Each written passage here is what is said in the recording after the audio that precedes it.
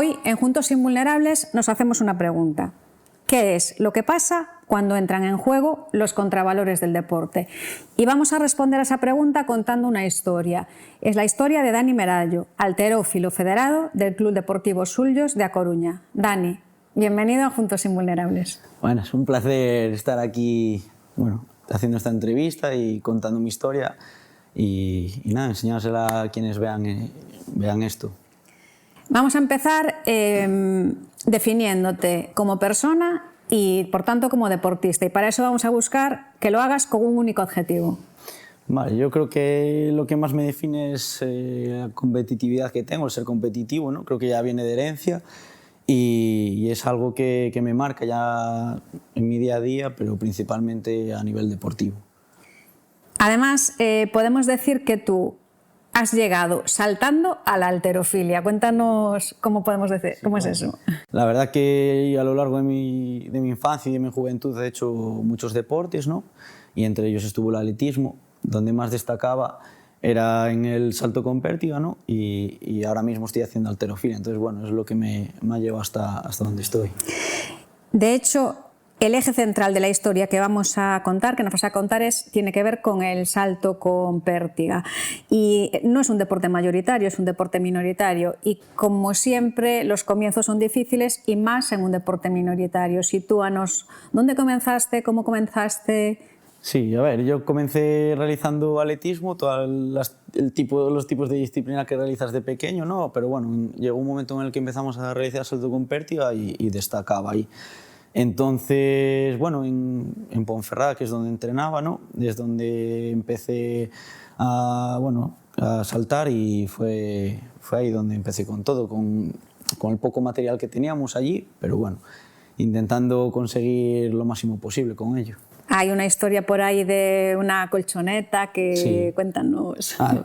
A ver, al fin y al cabo el material que teníamos era muy limitado y en Ponferrada teníamos las colchonetas fuera. ¿Qué pasaba? Que era el lugar donde se metían todos los gatos y todo el bicherío que había por allí. Entonces, ¿qué pasa? Cada vez que abríamos la colchoneta, eso pues estaba lleno de gatos, de todo tipo de excrementos y teníamos que intentar lidiar con ello, ¿no? Para poder saltar, pero bueno, era lo que había. Era lo que había y así entrenabais.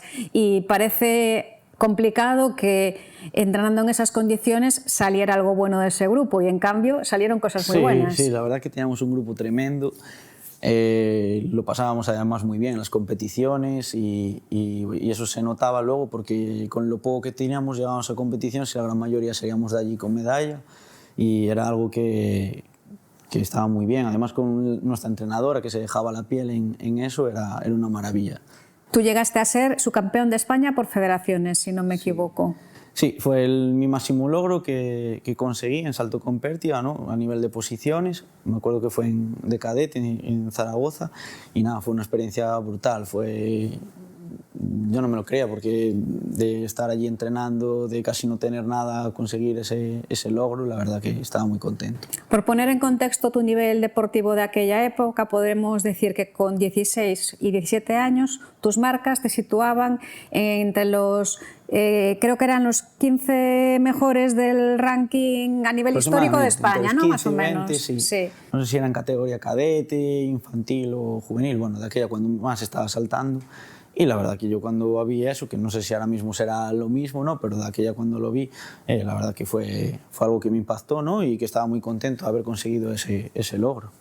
Y esa realidad te lleva a querer seguir evolucionando, a crecer como deportista, porque dices, bueno, si yo estoy aquí, pues tengo potencial para crecer más. Entonces tienes que tomar una decisión. Sí, a ver, llegó un momento que yo ya vi que me limitaba el donde estaba, ¿no? Me limitaba tanto material, tanto en entrenamientos, ¿no? Y lo que busqué pues es una alternativa, buscar la mejor alternativa de la que podía realizar, ¿no? Empecé a intentar buscar centros donde me aceptasen y fue muy complicado. Pero gracias a mi madre, que es una luchadora y que es de donde sale todo esto, pues conseguí llegar a un centro que fue en Soria y allí me fui con 17 años. Nos situamos ya en el CAEP Soria, que es un centro deportivo de alto rendimiento y que llegaste allí con mucha ilusión porque algo había en ese centro que te atraía especialmente sobre los demás. Cuéntanos qué era. claramente ya no solamente era el material que había, ¿no? Tanto de pértigas como de colchonetas, tartán, bueno, pues todo lo que disponía el centro, sino el entrenador era máximo exponente en el salto con pértiga español, ¿no? Había conseguido medalla olímpica, único español que lo había conseguido, entonces para mí era un referente, era una persona que yo veía vídeos en YouTube y lo veía saltando, veía sus logros y junto al resto de pertiguistas españoles que hay. Entonces, claro, para mí era un incentivo que me hizo intentar buscar mis logros allí. Y que al mismo tiempo ese incentivo apagaba unas voces que en la sombra pues, te habían hecho alguna advertencia al respecto de la decisión que acababas de tomar.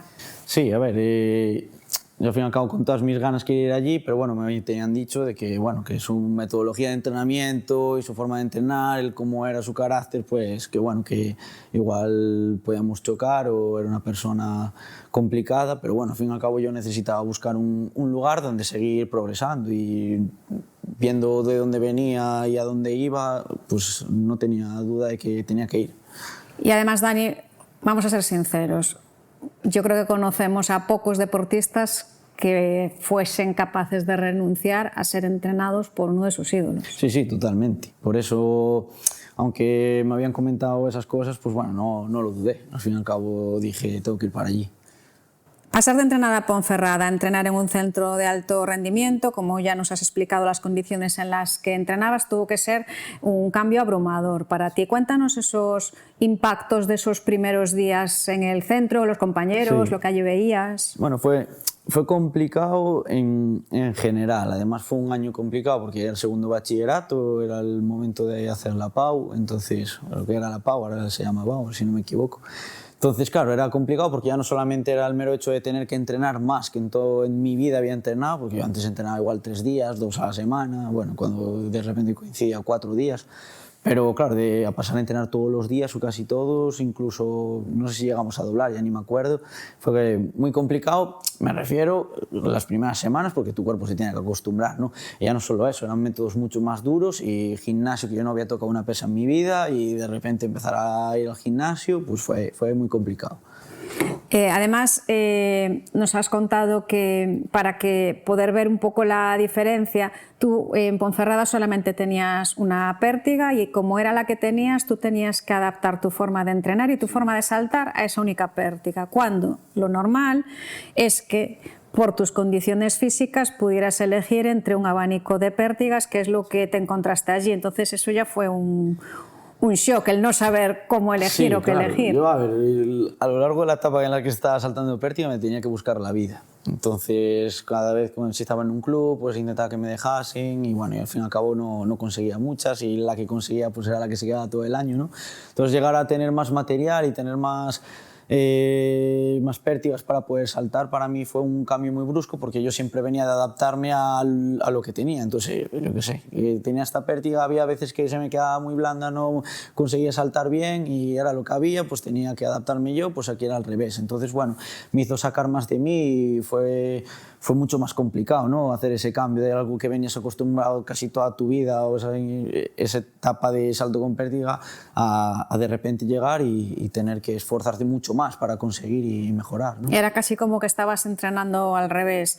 Y además de todo eso, pasas, digamos, que fue un cambio muy brusco porque nadie preparó un periodo de transición para, sabiendo de dónde venías y sabiendo dónde llegabas, no hubo ningún entrenamiento de transición ni demás. Sí, a ver, claro, fue llegar, pretemporada, matada, ¿no? Que eso lo saben todos los deportistas.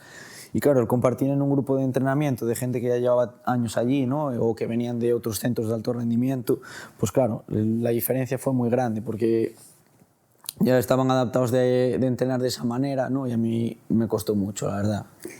Y en ese momento tomas conciencia de lo importante que eran los logros que habías conseguido y que en ese momento dices, pero ¿cómo es que yo estoy aquí? Totalmente, ¿no? sí. O sea, es como habiendo entrenado con estos medios he conseguido estas marcas. Sí, claro, por eso yo una vez que llegué ahí dije, si llego aquí y he hecho lo que he hecho con lo poco que tenía allí, pues era muy fácil pensar que teniendo lo que tenía allí iba a llegar a mucho más, iba a conseguir mucho más, ¿no? Entonces ahí es lo que pensaba en ese momento.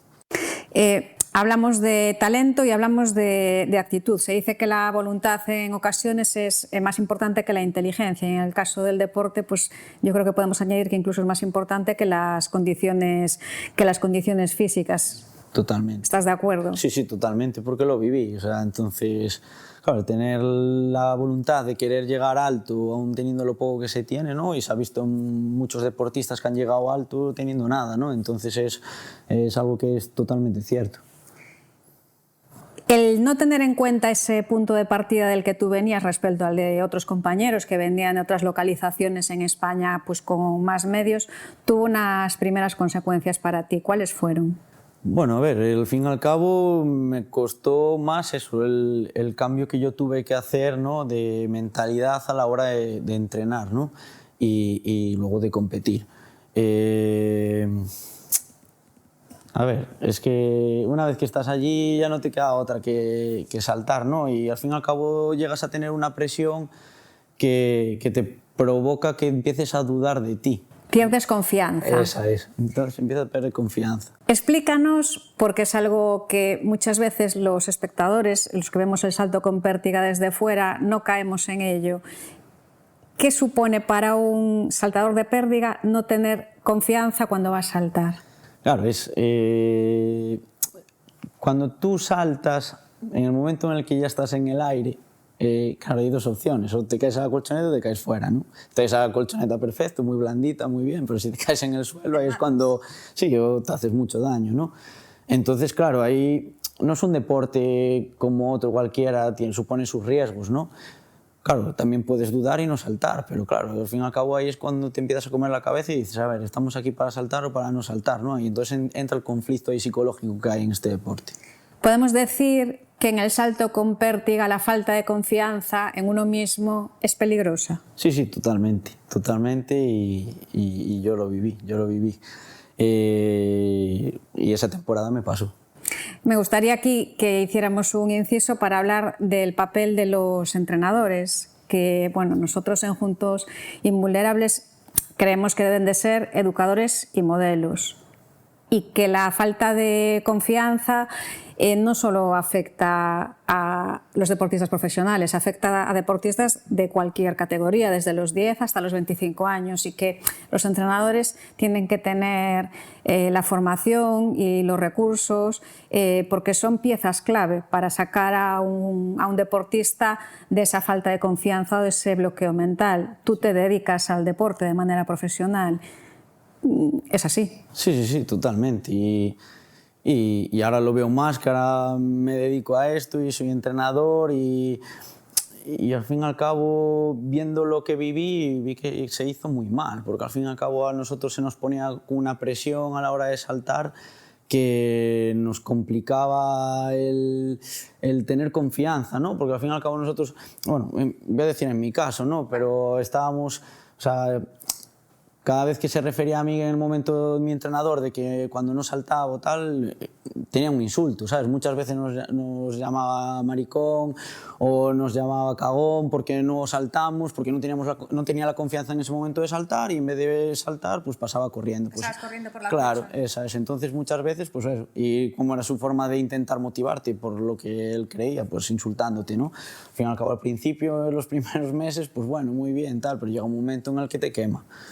Pasas de normalizarlo, es decir, algunas personas, o en esos momentos, pues pretendes normalizar ese tipo de frases o ese tipo de insultos pues como algo propio del momento, de que esto ya va en serio, esto es deporte de alta competición, esto tiene que ser así, pero con el paso de las semanas vas tomando conciencia de que, de que no es una broma. No, claro, y llegó momentos en los que yo pues peté en el sentido de que no sabía qué hacer, ¿no?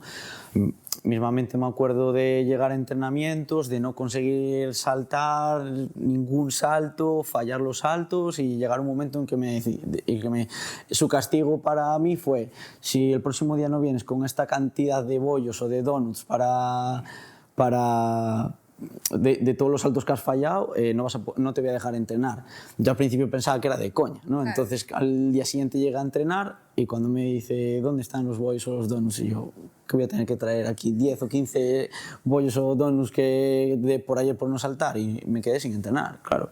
A un chaval de 17 años que su objetivo allí cuando estaba en el centro de alto rendimiento es rendir y saltar, y le prohíbes entrenar por esa chorrada, al fin y al cabo, pues me explotó. No me quedó otra también que ir a por los donuts para poder... Y gastar el dinero. Y gastar el dinero, sí, sí, sí. Que al fin y al cabo yo estaba allí y el dinero me lo daban mis padres, que yo no trabajaba en nada. Situación complicada.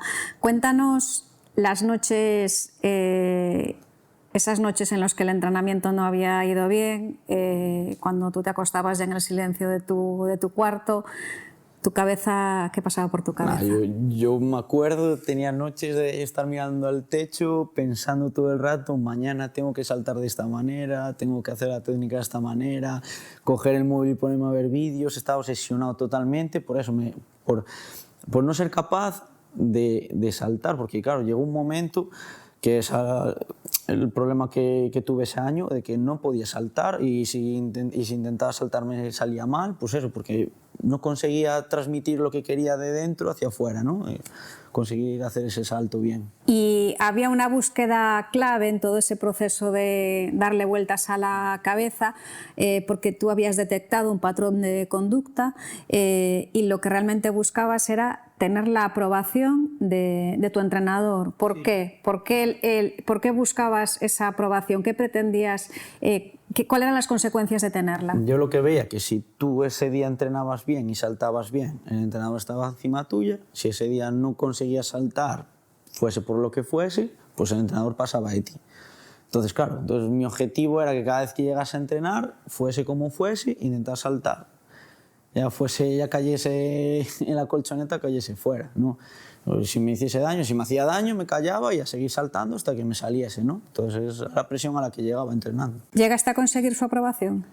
No, es más, es que cada vez fue peor. Claro, porque cada vez tenía menos confianza y cada vez saltaba menos. Entonces, era todo una bola. Nos has contado esa anécdota, por llamarlo de alguna manera, de los bollos, de los donuts, pero creo que hay alguna más... Bueno, sí, incluso me acuerdo, es que fue como si fuese ayer, ¿no? De estar todo el grupo de entrenamiento saltando y nos estábamos grabando entre nosotros con una cámara, ¿no? Y me acuerdo de darle al play para grabar a un compañero. Él ya nos había dicho que no podíamos ver los vídeos anteriores que habíamos hecho y tal, y nada.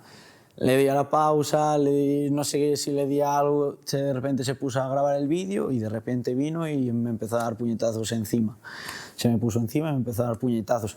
Tenía todo el grupo de entrenamiento al lado, que claro, en el momento yo me hice bola y en el momento en el que miré, pues veo a todos flipando, pero nadie dijo nada. Nadie dijo nada, se quedaron en silencio, no hubo empatía, solidaridad, denuncia. Es que yo creo que estaban tan acostumbrados a la forma de ser de ese entrenador que hasta yo creo que incluso les pareció no normal, porque es algo que no sé si pasó otra vez con otra persona pero no sé, nadie dijo nada. ¿Crees que el hecho de estar en un centro de alto rendimiento compitiendo contra ti mismo y contra otros compañeros por lograr el mismo objetivo tuvo algo que ver en, si digo algo, si denuncio, el que pierde la aprobación soy yo y... Hombre, está claro, ¿no? Si te pones en contra del entrenador, al fin y al cabo no vas a tener nadie que te entrene, ¿no? Entonces yo creo que también estaba... Me refiero, nadie dijo nada por eso. Yeah. Al fin y al cabo, yo también vi otros tipos de conducta que aparte conmigo tuvo con otras personas, ¿no? Y claramente me siento cómplice de eso, ¿no? Pero claro, en ese momento estás allí y ¿qué dices? Callas, agachas las orejas y es lo que hay, ¿sabes? Podemos decir que en ese momento todos los contravalores del deporte están condensados en ese silencio y además tú es la primera vez que públicamente cuentas esto porque por aquel entonces ni siquiera en tu casa sabían nada de esto. Sí, a ver, yo hablaba con mi madre y le comentaba pues bueno, la forma en la que entrenaba, la cantidad de insultos que me comía en los entrenamientos, ¿no? Y ella llegó a momentos en los que me decía, mira, coge la maleta y vete de ahí, ¿sabes? Que nadie te obliga, no pasa nada, pero yo vamos a ver, yo no quería dejar de luchar por mis logros y mis objetivos por ese tipo de persona, ¿no? Y tenía la esperanza de que llegase algún día en el que dejase de hacer eso, ¿no? Entonces, pues el tema de pegarme y tal, pues yo no lo conté, incluso hasta cuando llegué a casa, después de que pasasen unos meses, no lo conté en casa, porque si lo llego a contar en el momento sé que aparece principalmente mi madre, que es la que siempre está protegiéndome, ayudándome con todo, ¿no? Y sé que hubiese habido problemas, ¿no? Además siendo menor y todo, pero quise dejarlo pasar más que nada por intentar que no fuese una piedra más en el camino para mis objetivos. Digamos que en ese momento tú no querías ni de coña dar un paso atrás, tampoco querías pues, que la familia pues, montase un follón, por más justificado que estuviera y lo estaba, y por otro lado también no quería ser un problema en casa en cuanto a que tú estabas becado, claro, estaba además. becado allí, tener la mentalidad de decir, joder, que como tenga que volver otra vez a mi otro instituto, a saber cómo termino el curso y luego... la parte económica de la beca, la devuelvo, no la devuelvo... Claro, esa es. Y todo eso, o sea, no quería dar un paso atrás porque ya había llegado hasta ahí, había luchado para llegar hasta ahí y tener que dar un paso atrás en ese momento no entraba en mi cabeza. Y con todo este panorama, ya estamos todos ubicados, o nos podemos hacer una idea más o menos real de cómo estabas tú y de cómo estaba la situación, llega ese momento clave y que además está documentado en un vídeo. Sí. Cuéntanoslo con calma. Pues bueno, yo ya estuve saltando pues bastante mal, sí que había mejorado un poquito, pero claro, al fin y al cabo la pérdida de la confianza me llevó a saltar mal. Fui al campeonato de Castilla y León, fue el primer campeonato, yo creo que fui y no llevé medalla en salto con pértiga de los que realicé. Tu primer campeonato de regional en el que no habías obtenido una medalla. Esa es, en el salto con pértiga. Y claro, me dispongo a ir al Campeonato de España sabiendo que no iba a saltar. Yo ya antes de haber entrado a la pista sabía, no voy a conseguir saltar. Entonces, claro, una vez que ya había calentado, había saltado, pues bueno, pruebo a saltar, no consigo saltar bien y nada, ya desde la grada se puso como una furia mi entrenador y no dudé. Cogí, empecé a correr e intenté saltar. Con la mala suerte, en vez de caer en la colchoneta, caí en el suelo. ¿Qué pasó por tu cabeza cuando, o sea, tú tenías la presión de estar en una competición tan importante como un campeonato de España, escuchando las voces de tu entrenador, pero sabiendo que no podías saltar? ¿Qué te empuja a saltar? Pues que ya que estoy allí lo tengo que intentar. Yo, a ver, tenía que perder, sí. Tuve suerte de que no me hice daño ni tuve ningún tipo de problema físico, pero...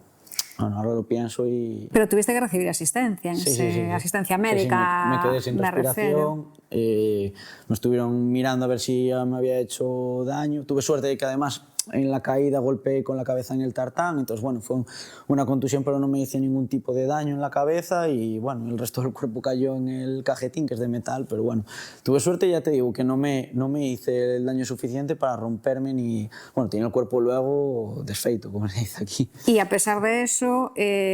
intentaste saltar otra vez, porque oías los gritos. Yo me estaba en las asistencias y lo poco que recuerdo, porque en ese momento solo tenía adrenalina en el cuerpo, era de escucharlo como un loco, que me pusiese a saltar, probablemente me estuviese insultando de todo, la grada lo estaría viendo, además la grada debía estar flipando después de la caída que tuve a intentar volver a saltar, pero no, o sea, fue imposible, o sea, intenté correr un poco y el cuerpo no me respondía.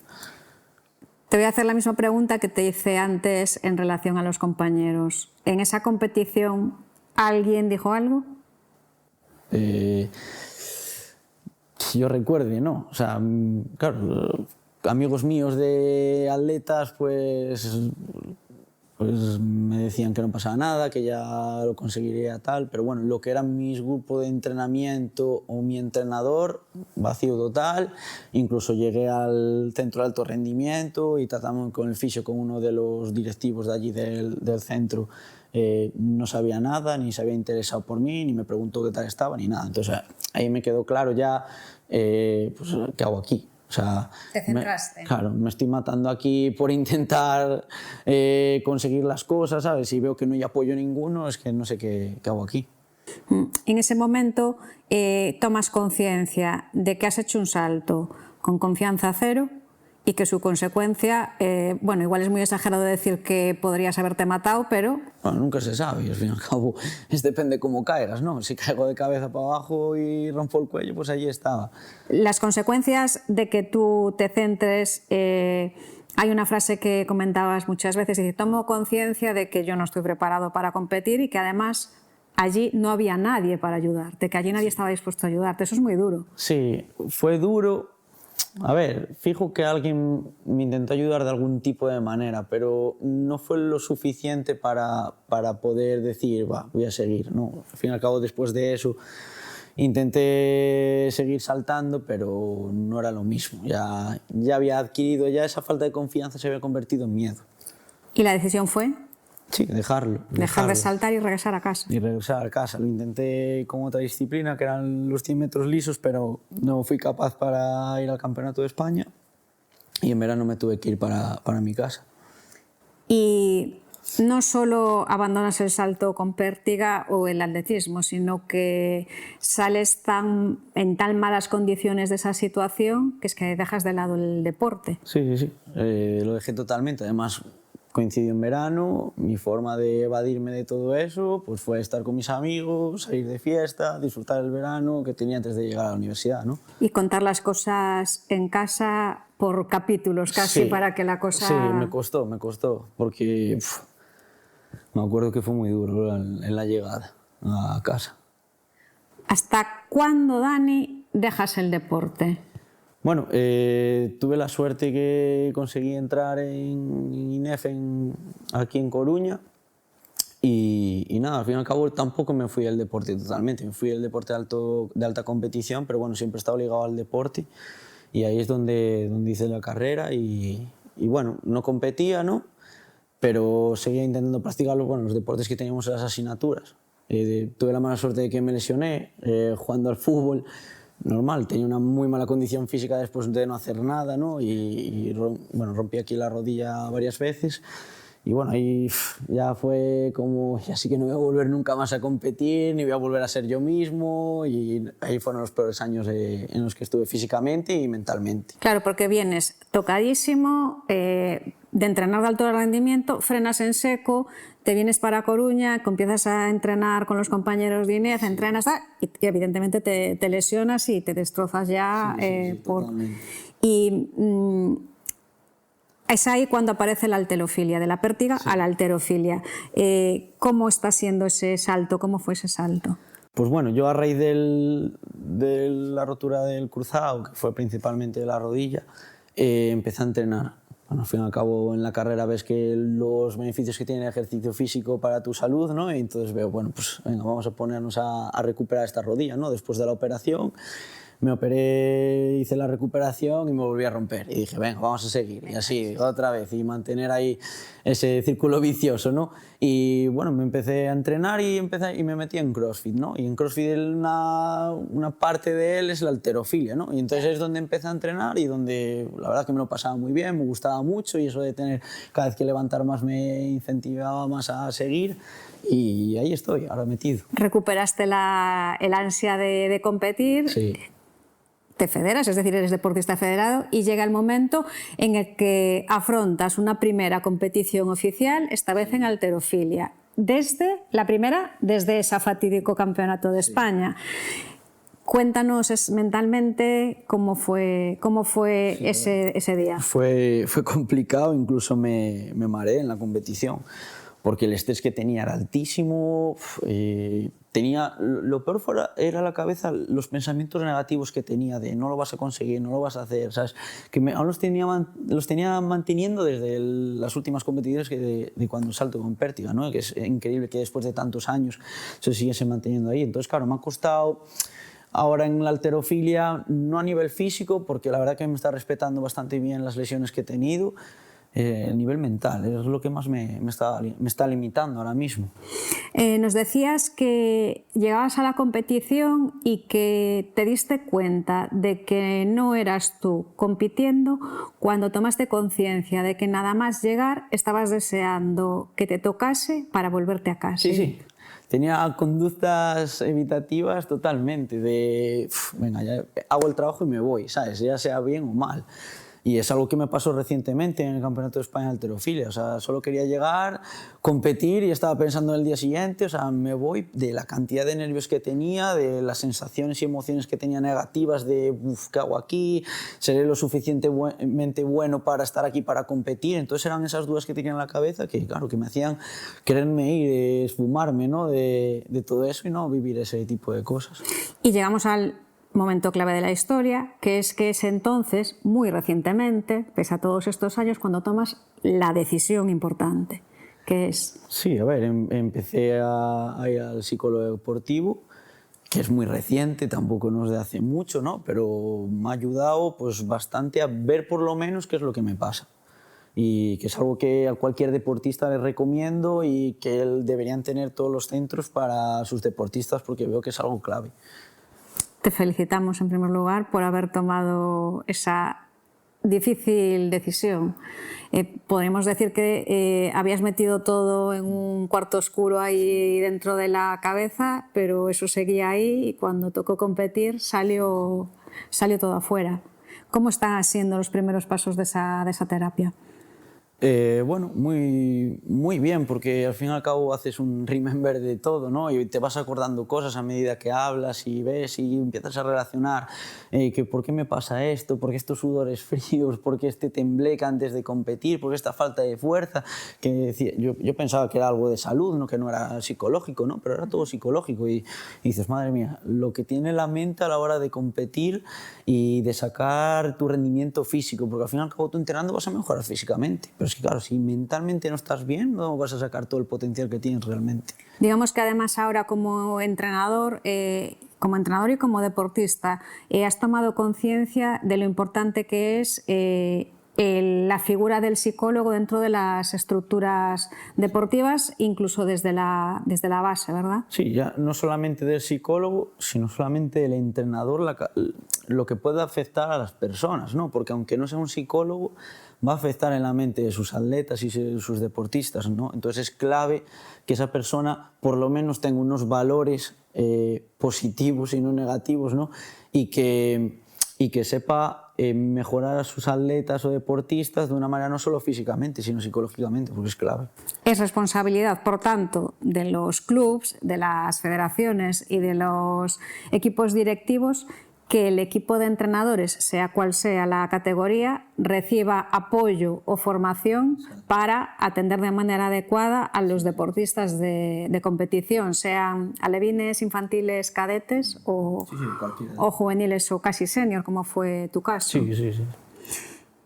Por terminar, lo que nos gustaría es que a día de hoy, aún no has terminado tu proceso con el terapeuta, nos dijeses qué mensaje quieres que quede de toda esta historia, que supongo que va en varios frentes. Sí, a ver, principalmente que no te pisoteen, o sea, que es algo que no se puede permitir. Al fin y al cabo yo el miedo que tenía era del futuro, de que, qué hago si yo me quejo, digo algo ahora, ¿no? O sea, había llegado hasta aquí, no tenía alternativa ninguna de hacer otra cosa, pues probablemente tuviese alternativa. ¿Qué pasa? Que lo veía como dar un paso atrás, pero es que a veces es mejor dar un paso atrás que luego igual te permite dar 3 pasos hacia adelante, ¿no?